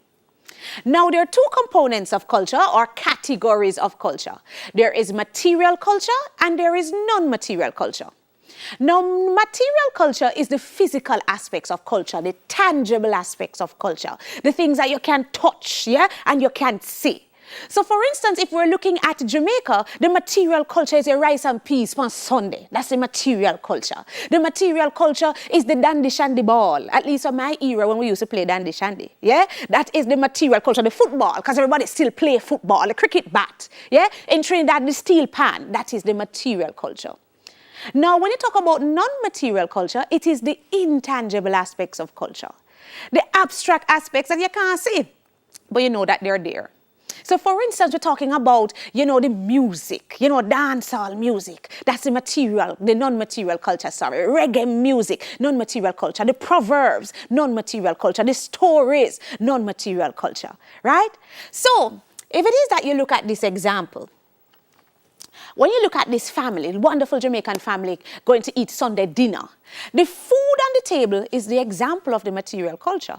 The fact that they believe you should pray before, the prayer which you can't see, yeah, but you know that it is a habit, it is something that you should do, a norm, then that is non-material culture. Good? Now, when you go to exams, and I always say to people, when I do a lesson, I am loving that you are learning. It's about the knowledge, but it's also about the preparation for exams. And so you should be thinking, what sort of questions can I answer? Yeah? Popular questions and culture is where they ask about non-material. But instead of saying non-material, they say what component of culture is tangible or intangible. And because you know it, you know it's either material or non-material. You're following what I'm saying? Good? All right, so not just getting the knowledge now, but it's also the use of knowledge so that we can be properly prepared for the exam. Now, the other key thing that we have to know are the characteristics of culture. You must know every characteristic of culture. I made it clear in the initial part of the lesson that one of the most tested topics on your multiple choice is culture. And these are the sort of questions they ask. What are the characteristics of culture? Culture is learned. Culture is shared. Culture is transmitted, culture is adaptive, culture is dynamic, and culture is symbolic. And we're going to go through them, right? I always give a little acronym. I say it's LSTADS, LSTADS. Yeah? So that's the characteristic of culture, the characteristics. So culture is learned. What does that mean? Think about it. Culture is learned. Now, many times when I ask this, students say it means that culture is taught, but not necessarily. That is the layman answer. But culture is learned. It means that culture is not innate. You're never born with it. You don't automatically know your norms and values. You actually have to learn it via observation or via instruction. Yeah? So when we say culture is learned, it means that it is not instinctive. And that is very important because when we get into socialization, there is a huge topic called the nature-nurture debate, where there are some sociologists who are saying to us that that's not true. Your norms and your values are actually instinctive. You don't have to learn it. But the majority of sociologists agree that culture is learned. You don't born knowing what to do. If it is that you are a Jamaican child, meaning that your parents are Jamaican, but you were born and adopted in Japan, you don't automatically talk patois because you're Jamaican. No, you actually speak the language that is taught to you or the language that you learn via listening or observation, that sort of thing. So culture is learned. The other thing about culture is that culture is shared. For it to be a part of the culture, the majority of the society have to agree that this is a norm that we adhere to, that this is a value that we believe in, that we actually believe that this is right. Culture is shared. Now, if you and your people alone do it, that can't make it a part of the Jamaican culture just because you do it all the time. So I remember I was in a class once and I asked, give me an example of Jamaican culture. And a young lady said, curry mango. And when she said it, I had no idea what she was talking about. And many of my students didn't know either. Now, it is a norm for her family and possibly even her community because she was of Indian descent. But for the majority of Jamaicans, curry mango is not a norm. Yeah? And so you can't say it's a part of our culture. So I will ask a question. Is locks a part of our culture? Locks that Rasta wear, etc., or fashion dreads, is it a part of our culture? Now, in reality, locks, though associated with Jamaica, is not necessarily a part of our culture, because probably about 2% of our population have locks. Yeah, it is not really shared. So even though it is associated with us, as it relates to this characteristic of culture, is not necessarily a part of the Jamaican culture. As a matter of fact, Falzier might be more of a part of our culture than locks because of the amount of people that adhere to or believe that it is okay. Are you following what I'm saying? Good? Now, another definition of culture, another characteristic, of culture is transmitted. Culture is transmitted. Culture is transmitted means that it must be passed down from generation to generation. If culture is not transmitted, then it disappears. Let me go again. Culture needs to be transmitted. It has to be passed down from generation to generation. We are still cooking ackee and saltfish the same way we used to cook it during slavery. Why? It is passed down from generation to generation. We're still doing cornrow hairstyles and, plaits and so forth the way they used to do it in Africa. Why? Because it is being passed down from generation to generation. Some of the words that we use. And I tell you, when it is not transmitted, then automatically it disappears from our culture. So some of our proverbs, because they're not transmitted, we find that they're disappearing. Yeah? So there's a time that a Jamaican parent would not speak without a proverb being inserted somewhere. Or because we spend so much time with our grandparents, etc., we know the Jamaican proverbs. No, we might say to you, Chicken Mary, and you don't know how to done it, because it's not actually transmitted. Me say Chicken Mary, and you don't know say Ark the near. Yeah? Because it is not transmitted. Me might say 1 cocoa, and you don't know a full basket. You're following what I'm saying? And that's because it might not be transmitted. If culture is not transmitted, it disappears. Yeah? Me say cow no know. You know the use I'm till, and you don't know what you say. You understand what I'm saying? Alligator go river bottom, and I start wonder what me I talk about. Because culture is not being transmitted. If the proverbs are not transmitted, it disappears. Are you following what I'm saying? And it is not just the language, it's not just the words, but even some of your pastimes. Yeah? If it is that you don't play the same game, your mother never show you how to play dandy shandy. Yeah? I remember when my daughter was at prep school. They had a game day, and I came in and I wanted to play Dandy Shandy, yeah? And one of the things I was telling them is that tips is a out and cock up is a 10. And there were so many of the children who were saying that we really can't say that. You know, you can't say cock up because it don't sound right. You follow what I'm saying? Because they are not used to the game. Now, when I was growing up, everybody know you can't start the game without your say so. Yeah, but that's because it's no longer being transmitted. You find that it's disappearing. Good? Now, another key characteristic of culture is that culture is adaptive. Culture is adaptive. That speaks about it being able to change with the environment. So if the environment changes, then you find that your norms and values will change as well. If because of technological advancement, new things are introduced, you will find that your norms and values will change again. So for instance, when you look at the cellular phone, that has changed our norms and values, has changed our culture. When I was growing up, you would leave your yard in the morning and you don't come back till the evening and nobody not talk to you till you reach home. Your mother don't talk to you and she never think about it. Now, when it is that you reach 2 o'clock, your mother call and ask which part you're there. Yeah? If she not get you, she call all police because she can't contact you. Yeah? Because the culture has changed. It has adapted to the cellular phone. Another big example is the television. Yeah, and I'm aging myself a little bit, but just remember that I'm 25. Just keep that in your minds forever, yeah? But when I was growing up, TV used to sign off. And so I don't remember what time it used to sign off. It was 9 or 12 o'clock, but I don't remember. But when TV signed off, it meant that you no longer had the television as a means of entertainment. And so you would have to find different ways to entertain yourself. And so you used to play a whole heap of ring game. I used to make up a whole heap of story and things like that because the people of the community and the children in particular would get together and find time now, find things now to fill the time.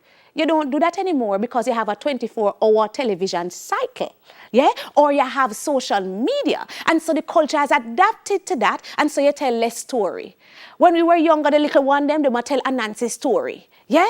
You start know about black man, white man, and Chinese man.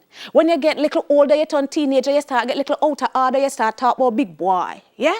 All of these things. But you don't do it anymore because you have other things to fill the time. And so the norms have changed, have adapted to that change in the era of society. When culture is adaptive, it changes with the changes in the era, which is similar but different from culture being dynamic. Culture is dynamic means that culture will change from era to era and from society to society. And so the things that your grandmother used to do or used to believe is correct is very different from the things that you do right now. Which is why them say there is a generation gap. You ever hear them say that yet? A generation gap. Your mother just can't understand. Yeah? Sometimes I don't understand my students either. When it is that I hear them say certain things or them do certain things, I say, no man, this can't make sense. Like, how come? I remember when tattoos were taboo. When if it is that you wore a tattoo or you wear more than one, then you must be a certain type of person who more than likely would be deviant. If you brought home a young man to introduce to your parents and them have all like the sleeve tattoo now with the whole hand full of tattoo, no, so I can't pass a gate. Like where you go with that? That was the sort of view. But now tattoos are very commonplace because the culture is what? Dynamic. It changed from era to era. Yeah, there are certain things that you guys will do and say where we don't never think. Me, I say, no man, but that's a blasphemy. You can't say that. Yeah, don't call the Lord name in vain used to be a big thing for us. No, we hear on say it just now. I'll just write it out for nothing at all. I'm like, what's happening? But that's because of the generation gap. Culture is dynamic. But it also means it changed from society to society. And so what is normative in one society might be abnormal in another society. So if it is that you go to Trinidad or, well, let's move out to the Caribbean. If you go to some countries in Europe, you might see norms and values that we don't have. Yeah? That we think, you know, like the Italians kiss a lot. Mwah, mwah. You meet your friends and you kiss. Mwah, mwah. Even the men will do that. In Jamaica, if you don't see your friend from when? Say school start back. And you see your brother, and you run and you agree. Mwah, mwah. Everybody's like, what? What's happening? Because it's not a part of our culture. Yeah? So you have the Scottish people that wear skirts, it's called the kilt. It's a ceremonial garment. So when it is that the man is getting married, he might wear it. If you're Jamaican and you're getting married and your father ever see your husband come in a one skirt, and they saw a wedding mash up, right? They saw. If not even get to come in at church, yeah? Because the culture is different. And that is showing that culture is dynamic. Good? Then we have that culture is symbolic. That's a key thing as well. Culture is symbolic. It means that there are unique representations within each culture that only the people from the culture understand. Yeah?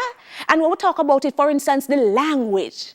Your language is just a set of symbols. Each word represents something to you who are a part of the culture. So, for instance, if you speak English within your culture, then the word chair represents something that you can sit on. Because I am also an English speaker, when you say chair, I understand that it is something that I can sit on. Because we have the same symbols. But symbols are not only verbal, they're non-verbal as well. When you kiss your teeth in Jamaica, you know that is annoyance. Yeah?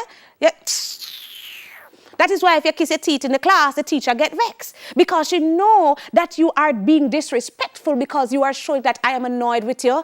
I don't know why I'm in here. I'm tired of you. Just to kiss a teeth alone, that show all of that. And we understand it because we are from the same culture.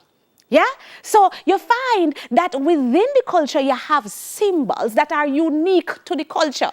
The reason you understand when the person hits them teeth is because you're from the same culture. And I remember I was watching an Olympics one year, a long time ago, and there was it was like a 4x4. And in the 4x4, one of the guys on the leg, he fell. So him get the baton and him drop and him get up and him run again. And I think him come like second in. And it was like a big deal in Jamaica because the youth just get up and push out, And we were all so happy. And when it was that they were interviewing him, they said to him, so tell us what happened. And he said, well, I was there and, the race started and then I fell, because, we Jamaicans, when we started the interview, we put on a little twang, yeah? And then I fell and I just kin pop a lick and I get up and run again. Now, when he says so, the man I say, huh? Yeah? No, but everybody in Jamaica, because we are from the same culture, we're like, oh, him kin pop a lick, which is a somersault. So him get up and him run again. That's because we understand it.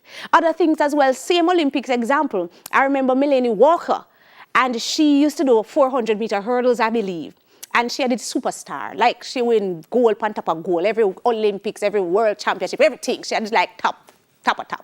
And I remember one Olympics, when they're at the start line, they would go to the favorite. And the camera went on her and she comes so, which is really kind of the dirty wine. And when we as Jamaicans saw it, we were like, Ray, because we know that she had ill wish, just to say hello to our people. But the announcer was like, that was an interesting stretch there. Yeah, that one is different because he is not from the what? The culture. So culture is what? Symbolic. Good? Now, the characteristics of culture, all 6 different questions you can find on the characteristic of culture. Now, other key terms when you're doing culture, structural universals and cultural universals. And that's all we're doing today, mainly the key terms. Or structural universals are issues or problems that every single society will actually beat upon. Every single society have these issues and they must be addressed if it is that the society is to progress. Those are structural universals. So for instance, every society must solve the issue of communication. Every society must solve the issue of deviance. Every society must solve the issue of entertainment because that's how people are. So those are structural universals. They're universals because they're found everywhere. Good? And then you have the cultural universals. The cultural universals are the solutions to the structural universals. So you need to find a solution to the issue of communicating, then that solution is language. Language is the cultural universal found in every society. They have a language because they had an issue of communication. You have to solve the issue of deviance. then in every society, you find that there's a judicial system because it is the cultural universal which solves the issue of deviance. Are you following what I'm saying? Key terms. Multiple choice exams filled with key terms. Defining, identifying. You must know. Good? All right. So we're doing the key terms of culture today. The next one we're going to talk about is ideal culture. Ideal culture, and then there's real culture. Ideal culture speaks to the norms and values that the society profess to hold. It's the norms and values that me and you say we have. That's the ideal culture. Good? So for instance, in Jamaica, we all say that we're an honest society. Honesty is the best policy. That's what we believe. That's the ideal culture. That is what we say. But then there is real culture. The real culture, the norms and values that you actually possess. The things that you actually do. So even though you claim say honesty is the best policy, you still depend finders, keepers, losers, weepers. That is your reality. The honesty is the best policy is just what you say. That's the ideal. But the real is that you see the people them pen pan the ground and you take it up and carry it to your yard, you thief it. Yeah? That means that you're really not as honest as you said before. Yeah? So in every society, you have real culture and ideal culture. If I should come to you right now and I say, how regularly do you have a bath? You say to me, I have a bath 3 times a day, or I have a bath 2 times a day. That's the ideal culture. In reality, you're not bathe from about Tuesday. Because you say you're not going away. So you just come out of your bed. You understand? If your mother not come sit to you. Right now, if she's looking at your ears, she can plant corn. But ideally, you're like, no, man, every day. Yeah, that's the ideal culture. In every society, there is the ideal culture and then there is the real culture. Now, we need to note these key terms, right? We need to note these key terms. Now, as it relates to culture, another key term is subculture.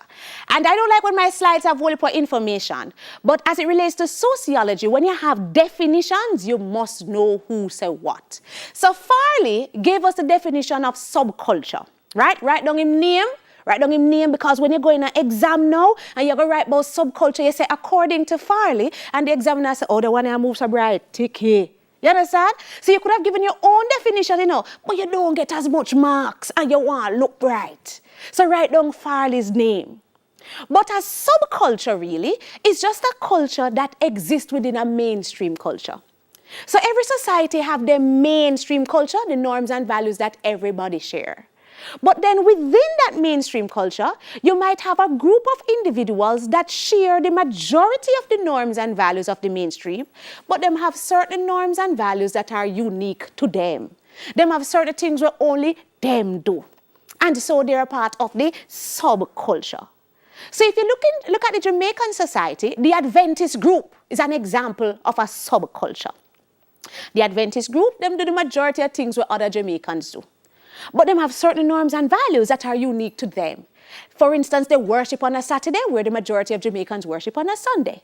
They believe that after sundown, or people say after 5, some of them, but in reality, after sundown, you're not supposed to be doing anything on a Friday night. Yeah? That Saturday is not a work day. That many of the Jamaicans might not adhere to. They don't believe they should eat pork. That is a part of their culture. And so there are subculture, a culture within a culture. Like how you have subset. Then you have now the counterculture. A counterculture is similar to a subculture in the sense that it is a culture that exists within the mainstream culture. Yeah? So they exist within a society and they might share many of the norms and values of the mainstream culture, but they have certain norms and values that are unique to them. However, whereas the subculture tries to coexist with the mainstream culture, the counterculture rejects the mainstream culture.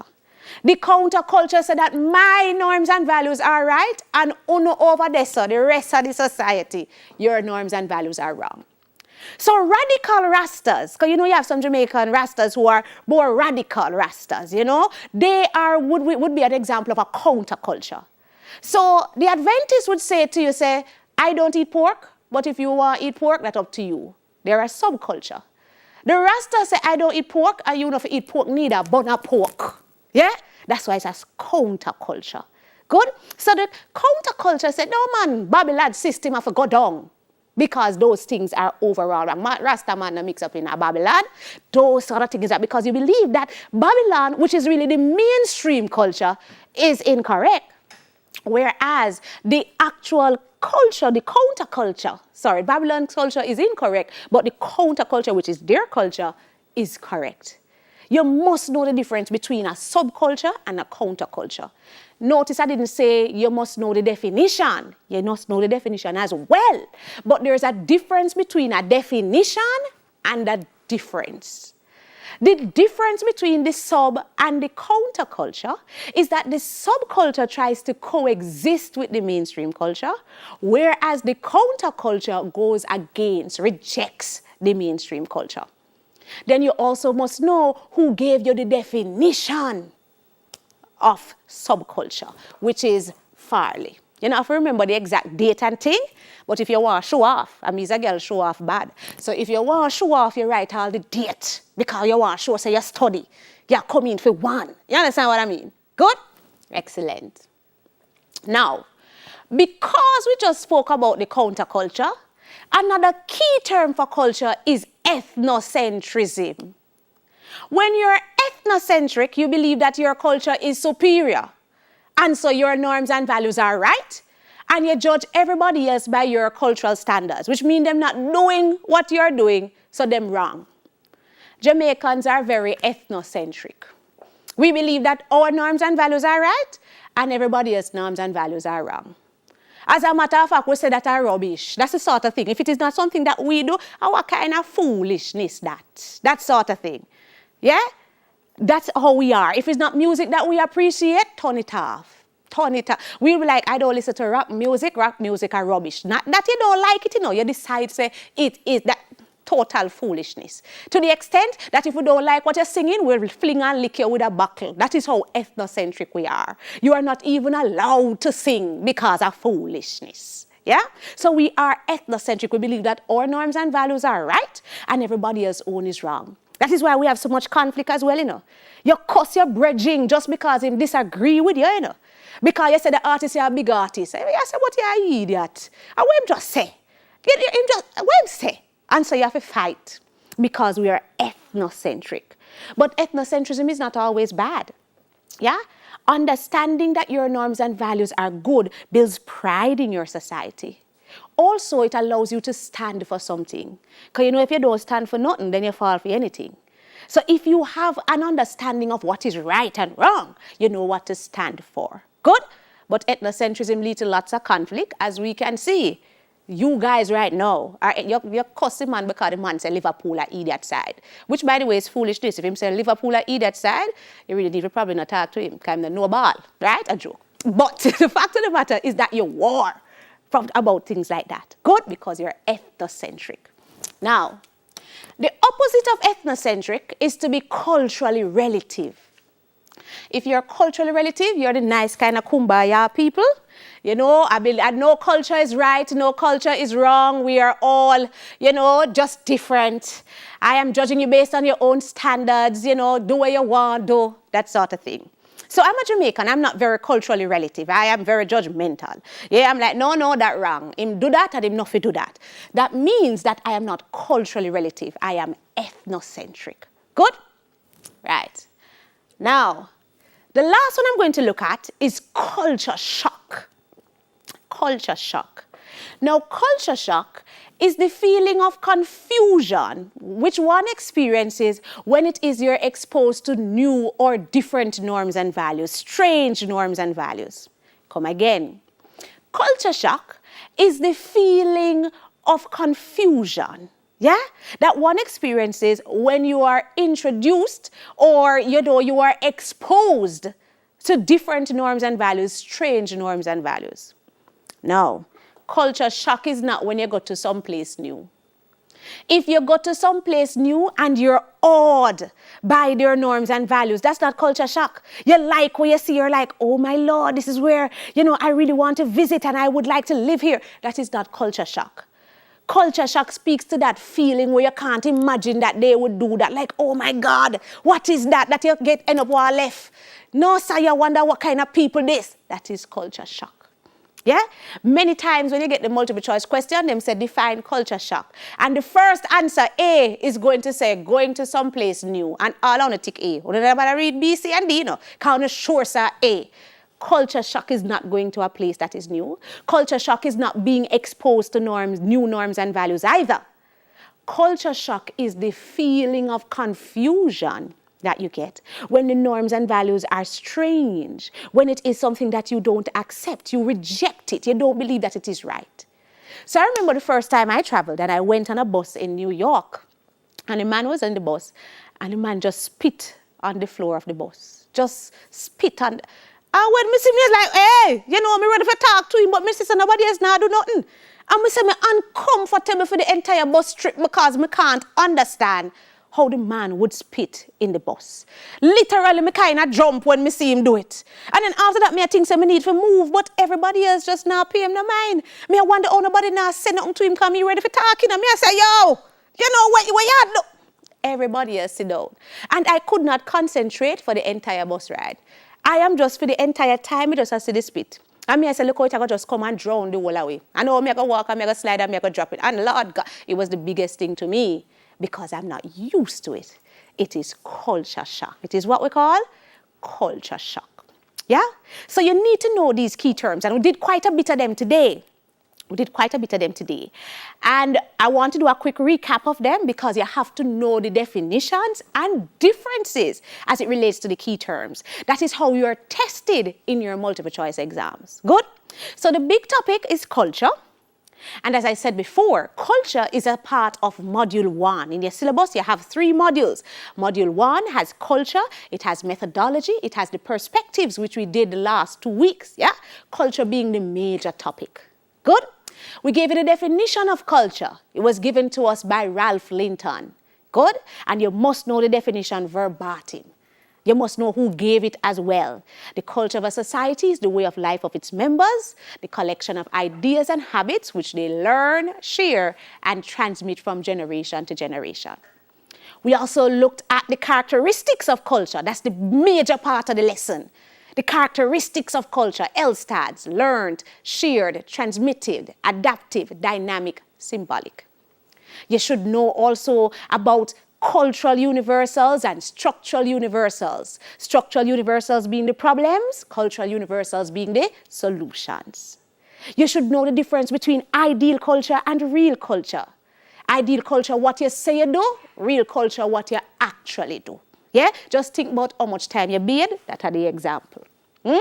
You should also know about sub and counterculture, where the subculture tries to actually coexist with the mainstream culture, whereas the counterculture rejects the mainstream culture.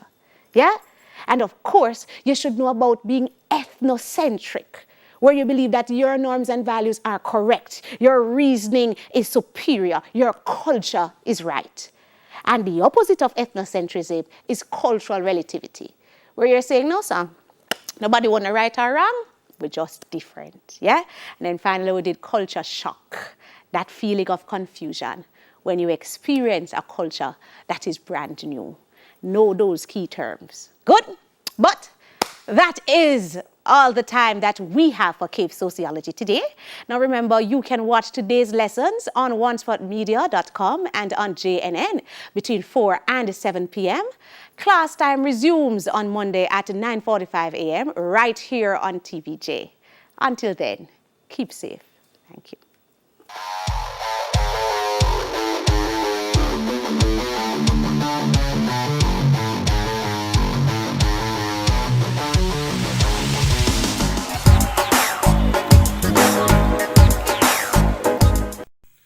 Hi there, I'm Simon Preston from TVJ. Thank you very much for watching our YouTube channel. To see our latest videos and also to see live events, click here. To see our full videos on onespotmedia.com, click here. Thank you very much for watching.